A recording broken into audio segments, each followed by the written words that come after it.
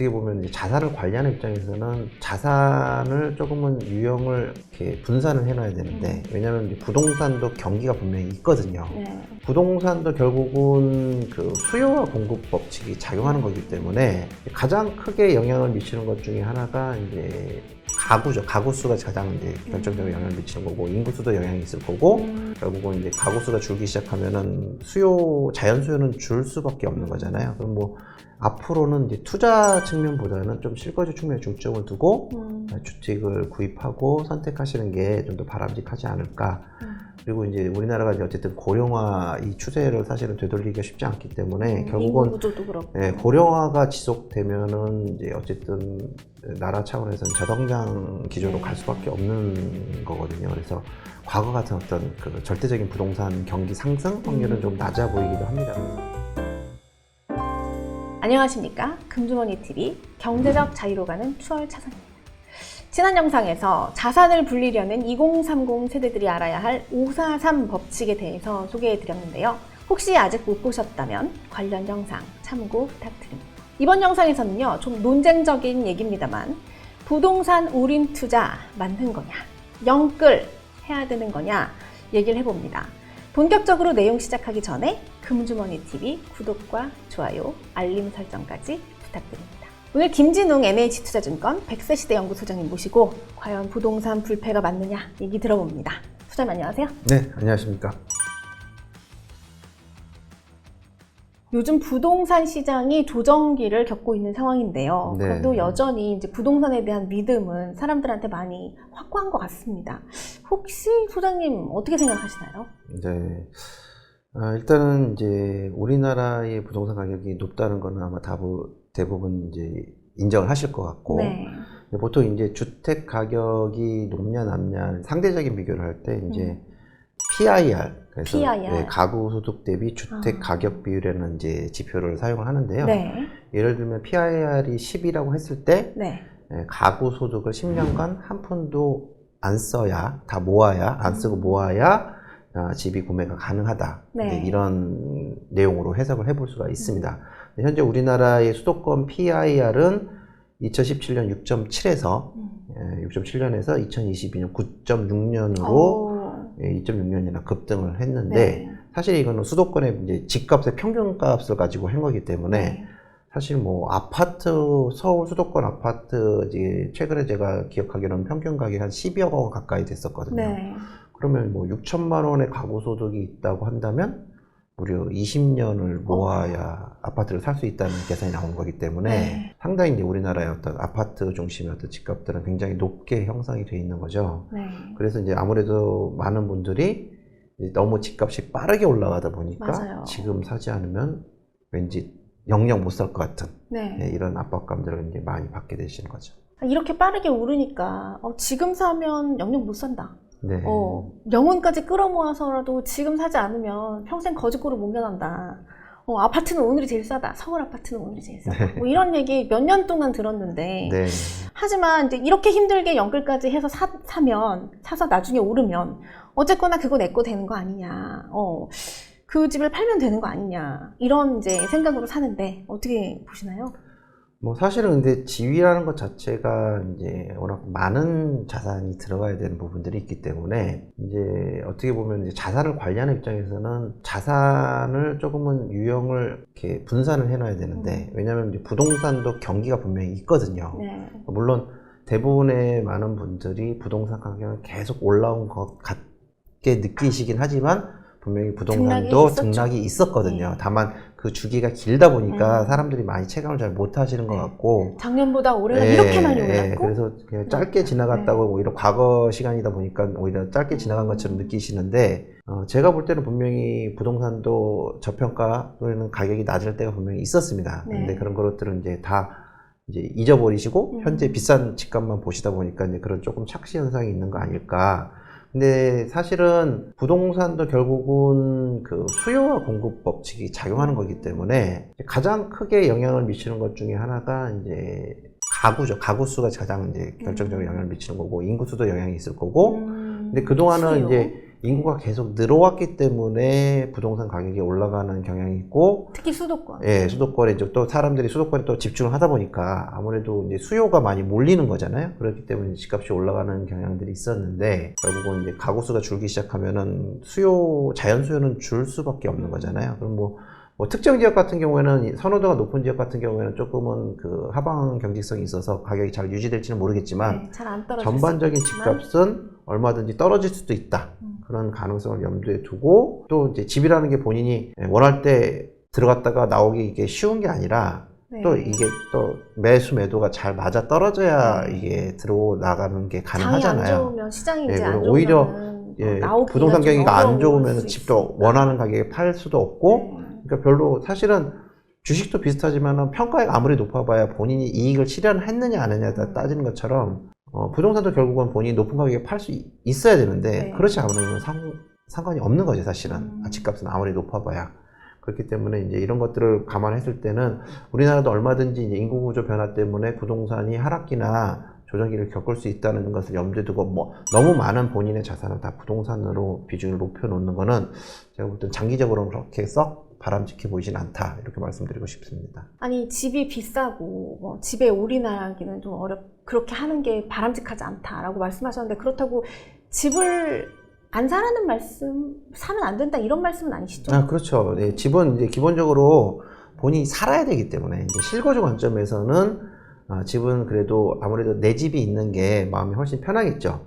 다만 이제 집을 살 때 이제 너무 무리하지 않았으면 좋겠다라는 거죠. 그러니까 이제 소위 말하는 영끌. 예, 그래서 이제 보통 이제 아무래도 결혼을 하고 30대 정도가 되면은 이제 생애 최초 주택 구입을 이제 고민을 많이들 하실 텐데, 네.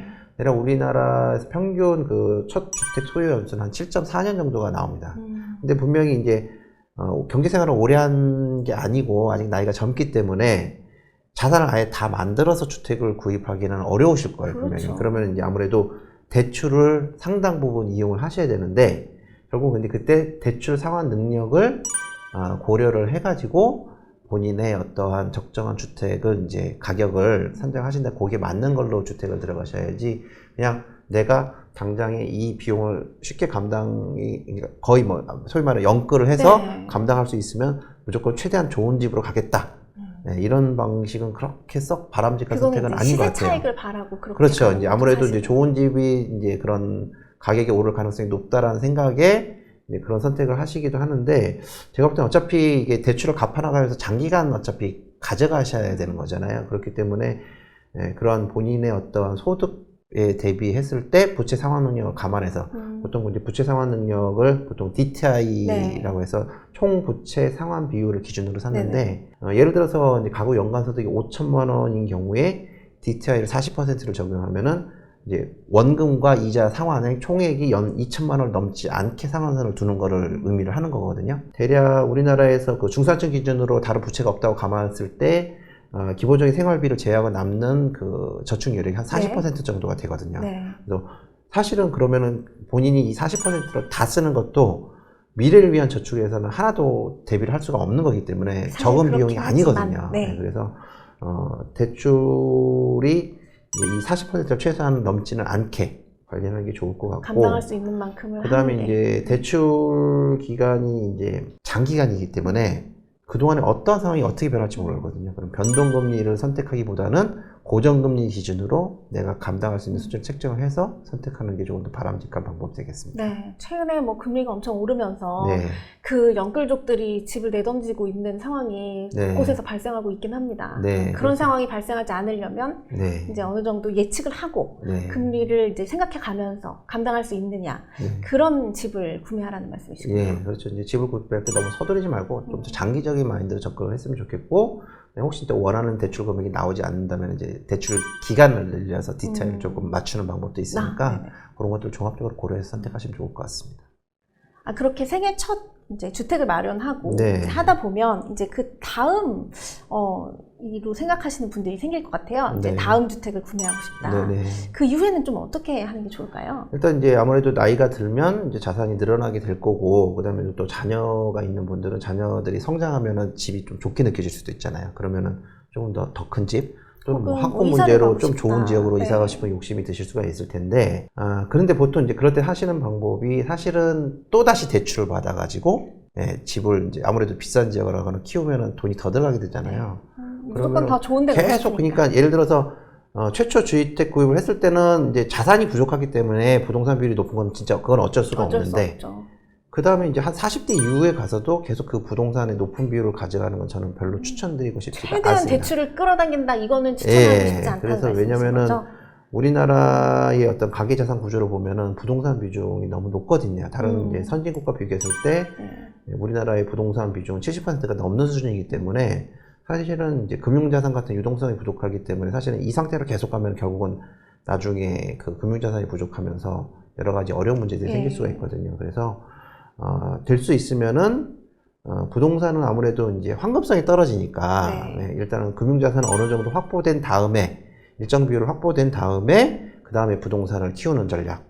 그러니까 최초 구입을 하신 다음에 어느 정도 내가 부동산과 금융자산 비중이 최소한 뭐 제가 보통 추천드리는 거는 부동산 자산과 금융자산 5대5를 추천드리긴 하지만 그러려면은 왜냐면 집이 작을 때는 가능하죠. 집이 작을 때 집의 그 가격 자체가 작으니까는. 근데 이제 그것까지 좀 어려우면은 뭐 6대4 정도까지는 그래도 이제 어느 하시고 정도 이제 금융자산을 확보를 하신 다음에 그 다음에 다음 이제 다시 주택 이제 부동산을 한 번 더 생각해 키우는 보시라. 그런 전략을 취하시는 게 어떻게 보면 생애 자산 관리 관점에서는 훨씬 더 바람직할 거고요.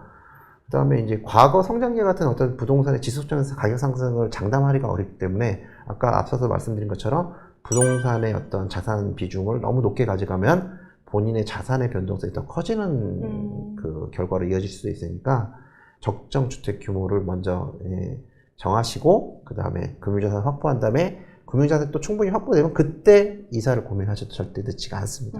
그런 식으로 가시는 게 좋을 것 같습니다. 네.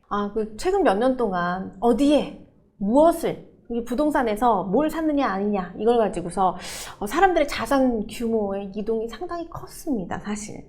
그런데 이제 앞으로는 이 부동산이 더 이상 그렇지 않을 수 있다 이런 말씀이신가요? 네. 그래서 저는 사실은 개인적으로 집이란 이제 안식처가 돼야 된다고 생각을 하거든요.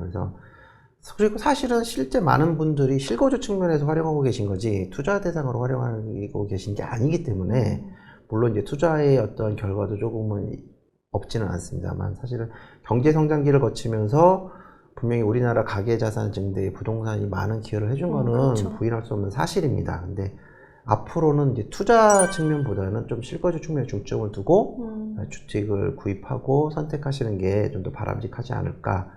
그리고 이제 우리나라가 이제 어쨌든 고령화 이 추세를 사실은 되돌리기가 쉽지 않기 때문에 결국은 구조도 그렇고. 고령화가 지속되면은 이제 어쨌든 나라 차원에서는 저성장 기조로 갈 수밖에 없는 거거든요. 그래서 과거 같은 어떤 그 절대적인 부동산 경기 상승 확률은 좀 낮아 보이기도 합니다. 그래서 무리하지 않게 적절한 주택 전략으로 조금 더 효율적인 생애자산 관리가 되었으면 하는 바람입니다. 네. 저희는 구독자 여러분의 질문과 상담을 환영합니다. 궁금한 점이 있으시면 언제든지 저희 댓글에 남겨진 이메일로 보내주시면 전문가가 꼼꼼히 상담하고 조언해 드립니다. 그럼 저희는 다음 영상에서 경제적 자유로 가는 방법을 들고 다시 찾아뵙겠습니다. 감사합니다. 소장님 감사합니다. 네, 감사합니다.